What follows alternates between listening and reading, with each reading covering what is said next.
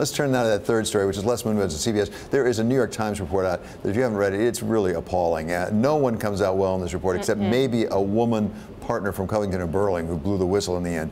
But without lingering too much on the really tawdry, and as I say, everybody comes across badly in this, it really does raise questions. Does he get the $120 million? It's up to the board, and boy, I would be shocked at this point. It's hard to imagine someone even reading this story on its own, taking aside everything else that we know and saying, yeah, we should write that check. Yeah. I just don't see it happening. So let's move forward. What happens to the company? Because they still don't have a CEO.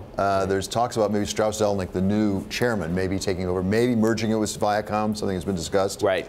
Well, and remember, Strauss Zelnick comes out of the video game world, is sort of the fastest growing area of content right now. And you do wonder, this is a young guy, you know him well.